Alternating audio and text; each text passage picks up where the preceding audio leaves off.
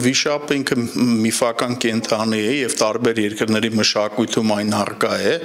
օրինակ, Լեհաստանի նախկին մայրաքաղաք Կրակովը հենց նրա համար է այդպես կոչվում ըստ լեգենդի, որովհետեւ Կրակ կոմսը ինքը ուրեմն գլխատել է այն վիշապին, որը ուտում էր երիտասարդ աղջիկներին եւ իր պատվին քաղաքը Կրակով է անվանվել, բայց առավել ինքը այսպես տարածված է եւ արմատավորված է չինական մշակույթի, դրա համար ըստ չինական կենդանակերպի 2024-ը դա ուրեմն վիշապի տարի է,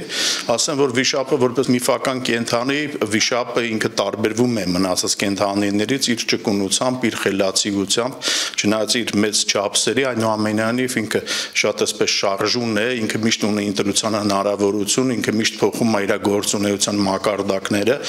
եթե թույլ կտակ ուղղակի այսպես նաև չինական մարտարվեստներում, ասենք հա ուշուկան կունֆու կոչեցալ մարտարվեստում կա վիշապի ոճ կամ տարբեր ոճերում կան վիշապի էլեմենտներ, հա, եւ օրինակ, հա, եթե համեմատենք վագրին եւ վիշապին, վիշապը վագրներողություն ինքը միշտ այսպես ուղղահայաց է գործում, հա, ինքը շատ ագրեսիվ, խելացի կենդանի է, բայց ինքը նպատակը դնում է ուղիղ մի ճանապարհով գնում է այդ դրան կամ ասենք հասնում է այդ ճանապարհին, թե չէ, վիշապը ինքը միշտ ունենում է ընտրության հնարավորություն իր մակարդակը այսպես փոխելու, արագորեն, ճկունորեն իր ուղղությունը փոխելու հնարավորություն ունի։ Եթե համեմատենք շարժման մեջ օրինակ,